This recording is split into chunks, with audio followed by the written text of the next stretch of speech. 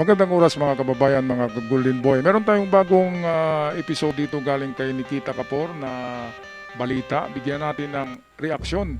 Ito ang kanyang episode na endgame ni Donald Trump para sa IRGC. Endgame, ibig sabihin, ano nga ba ang plano na pangwakas at pangtapos para dito sa IRGC. Alam naman natin, naghingalo na ang IRGC, kunti na lang talaga, 80% na yung nagawa ni Trump na success militarily at 20% na lang doon ang natitira na buhay nitong IRGC. Kaya paano tapusin ito ni Donald Trump? Well, malaman natin kung anong sasabihin dito ni Nikita Kapor sa kanyang decode tungkol sa pangyayari ngayon sa Iran versus Donald Trump ng Amerika. Week 9. That is how long this war has gone on. 9 weeks since bombs fell on Iranian soil. 9 weeks since the world held its breath over the Strait of Hormuz. Donald Trump had promised it would be over in maximum Okay, so 6 ito, weeks. bigyan ko muna to ng reaksyon, no? Yung sabi ni Trump na madali lang to, naggera, 6 weeks lang to. Isang buwan at kalahati lang tapos na to. Tama naman yung calculation ni Trump na matapos yon kung tuloy-tuloy at patuloy at tuloy-tuloy yung pagbubomba nila ng Israel sa Iran. Ang problema kasi ay nagkaroon ng peace negotiation, umabot ng 2 linggo mahigit. Nagkaroon ng ceasefire, 2 linggo rin. So, isang buwan na. Di ba mga kababayan? Kaya naantala na delaying tactics, buying time ang Iran, buying time mga IRGC palagi para tatagal-tagal at makahinga sila. Meron ngang nagsabi na parang binigyan mo yan ng CPR yung mouth-to-mouth resuscitation. Yung parang pinahinga nila yung pagtigil ng pagbubumba ng Israel at ni Trump ay parang nakahinga ang IRGC doon. Kaya nga sa maiksing panahon na yun ay pinaghuhukay ng IRGC yung mga nabaon nila na missiles dahil sa pagbubumba ng Israel at Amerika. Kaya ngayon nakapag-ipon na naman sila ng mga pwedeng gamitin na mga bomba. Ang problema, wala na silang computer. Silang sira eh. Kaya pwede nilang gamitin mga manual bomb na lang. Hindi computer or AI guided missiles. Hindi na. Wala na. Wala na silang sira na eh ang electronics. Kaya kahit na may mga missiles pa sila na nahukay ngayon, useless na yan kasi wala nang GPS. Hindi na accurate yung target nun, mga kababayan. Kaya ano ba ang plano ni Trump? Ano ba ang endgame? Well, meron yata tayong malalaman dito sa episode ni Nikita Kapor. Decode ang endgame ni Donald Trump. It isn't. No, Donald Trump has a final plan for Ayun. Iran war, a final step. So what exactly Endgame. is Washington's endgame? What does Donald Trump actually want from Iran, and how far is he willing to go to get it? Let's break sige. it down. The answer came straight from the Oval Office. Donald Trump told Axios that the blockade is somewhat more effective Ayun, yun ang than the sinabi ko bombing. kanina na mas epektibo ang chokehold ni Trump kaysa pagbubomba. Sa pagbubomba, gumagastos ang Amerikan yan. Bawat missile ay $3 million daw yan. Sa pagbubomba. Dito sa chokehold niya, sa blockade, ay walang gastos Nag-standby lang dyan yung mga barko. Di ba? Walang pumuputok, walang gastos. Pero, ang dating sa ekonomiya ng Iran ay bagsak na bagsak dahil nasasakal sila. Nasasakal na choke. Hindi makalabas-pasok, walang import, walang export, walang production. Tigil lahat ang trabaho sa Iran. Kaya nga, mayroong 2 million na walang trabaho sa Iran ngayon Dahil nga dyan sa walang gera paano ka magtrabaho? Gera. Diba, mga kababayan? Nasa state of emergency. Kahit nagkagira ang buong mundo, ang Pilipinas, walang ginagawa dapat magpakalat ang ating pamahalaan ng mga pamphlets, ng mga libro, o yung mga manipis lang na magasin na magsasabi doon ano ang gagawin kapag survival na. Ano ang gagawin pag tatakbo ka na sa bundok? Anong mga gamit ang dadalhin?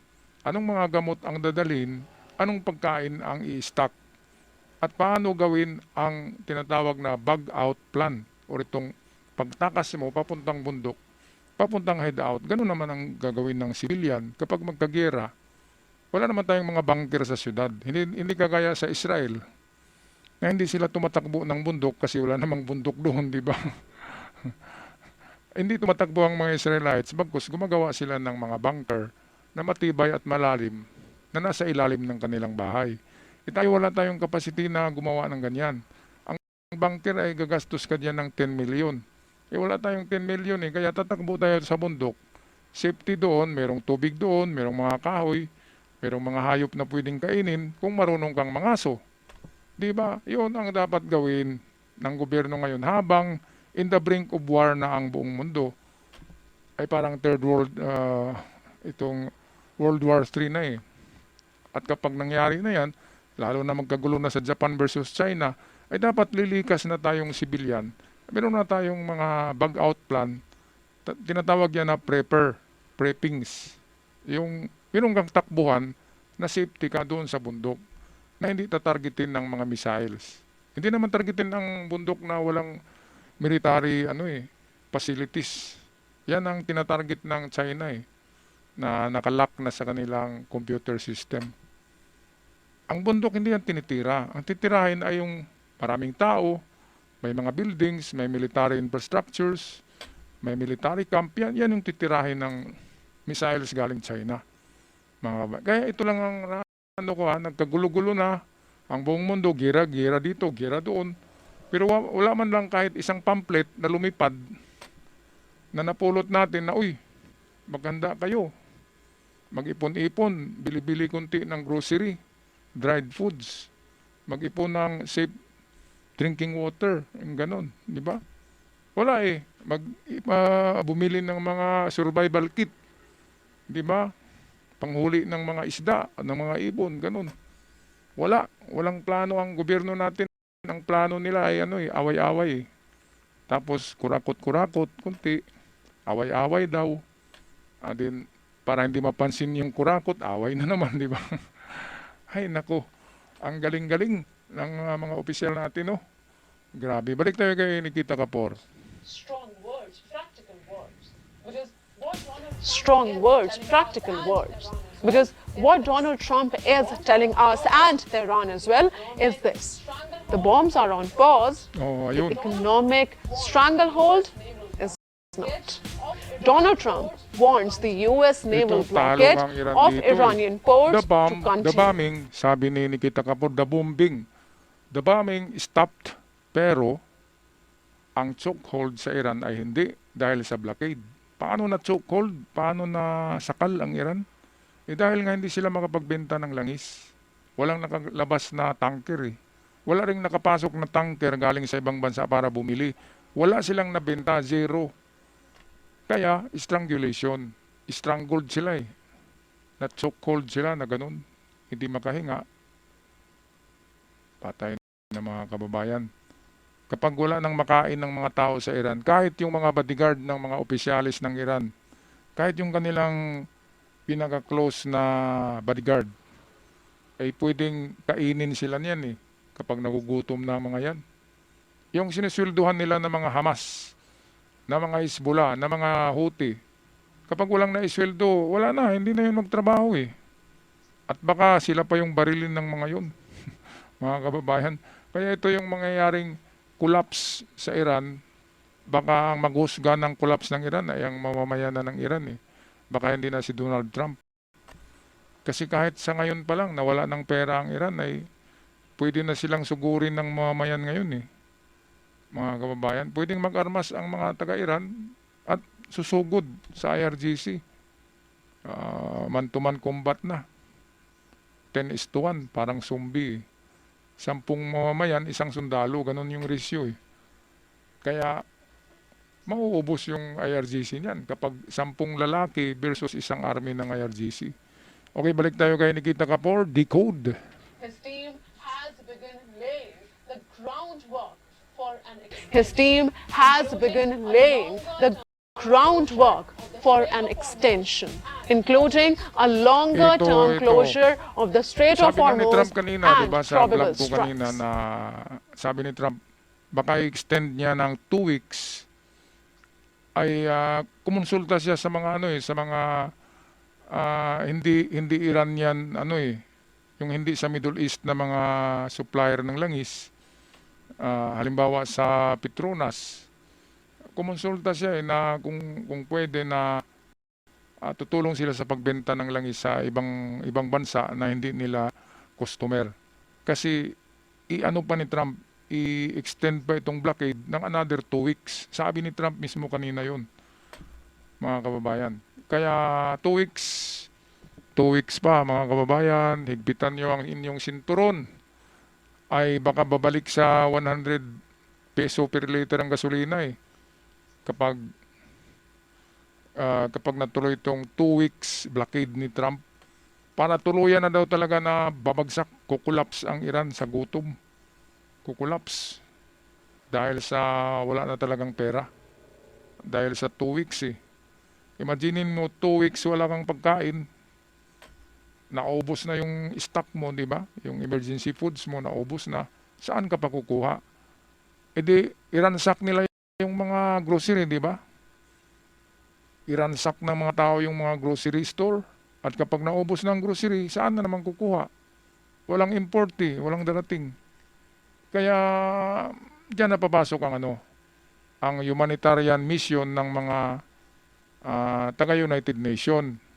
Yan, siguradong tutulong yan kapag nagkagutom ng mga tao sa Iran. Ang United Nation ay nakahanda naman yan. Kasi yung yung president ng UN ay parang Iranian yan Nagipagbiso-biso nga siya kay Ali Khamenei nung buhay pa Yung Gutierrez ba yun? Gutierrez, yung UN president. Kalaban niya si Donald Trump parang nga yan, parang terorista din yan Yung presidente ng UN ngayon. Mga kababayan, biso-biso sa kay Ali kami, no? Biso-biso sila yung kissing-kissing. Okay. So ito tapusin natin, Nikita Kapoor ng Daily Jagran Decode. The goal, inflict maximum economic pain. Force Iran back to the table. The goal, inflict maximum economic pain. Force Iran back to the table, get a nuclear deal signed without resuming a full-scale war.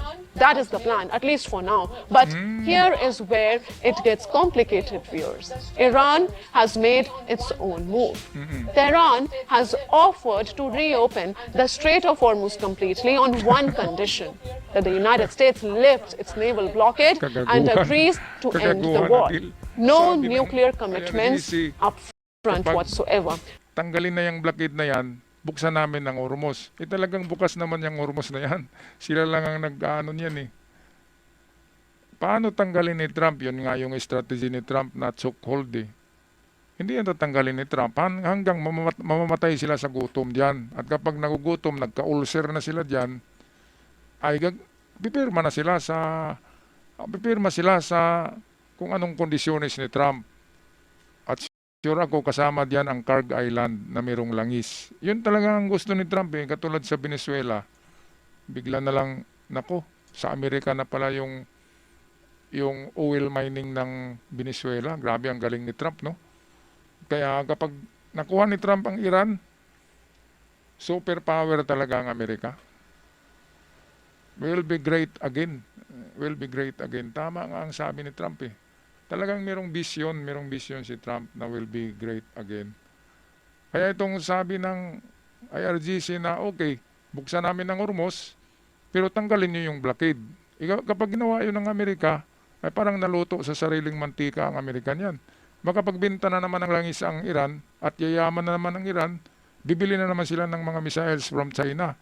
At gagawa naman sila na naman ngayon ng pag-atake. Walang katapusang gira yan kapag ganyan. Kailangan talaga dyan, triple pipilayan or total annihilation. Total annihilation ng Ayatollah regime na yan. Alright, anong masasabi niyo dito mga kababayan sa mga galaw ni Donald Trump at ng IRGC na makipagbuntalan pa yung IRGC? Wala na Knockdown ka na nga. Kalaban mo ay super heavyweight, Michael Tyson ang kalaban mo eh. Tapos yung sa Iran ay ano lang eh, parang Nonito Donaire lang eh. Tapos makipagsuntukan kay Mike Tyson, hindi pwede yun. Wala sa proportion. Walang chance na manalo ang Iran diyan. Yung mga vlogger lang kasi ng Iran, na mga trolls na binabayaran ng Iran, yung mga channel na yun na nagpapakalat na panalo ang IRGC, natalo ang Amerika, ay naku, may niwala naman kayo doon, mga kababayan. May sweldo yun galing sa Iran, yung mga channel na yan. Kaya yung kanilang mga vlog ay palaging pabor sa Iran, kahit talo na, sinasabi pa rin na nanalo. Okay, so ito lang ang ating episode sa ngayon. Ang itong strangulation or ang pagsakal ni Donald Trump sa Iran, na pipirma ito na walang gamit na bomba. Napakagaling na strategy, no, mga kababayan. At kahit nasasakal na yung Iran, nasasakal na eh, gumagano na, lawit na yung dila eh. Pero sinasabi pa rin nila na lalaban kami. Pero wala na, yung dila nila lawit na eh. Talagang ano bang klaseng utak yan? Hindi alam ang surrender eh. Hindi alam nila yung pagkatalo na word. Yung pagkatalo at surrender, wala yun. Wala yan na word sa vocabulary ng IRGC, mga kababayan. Ako magpaalam na. Maraming salamat. Pag-comment na lang sa ating comment section anong masasabi nyo dito sa final strategy ni Donald Trump, which is strangulation sa ekonomiya ng Iran para pipirma ng nuclear deal. Ako'y magpaalam na. Maraming salamat sa lahat. Hanggang sa muli. Love you all.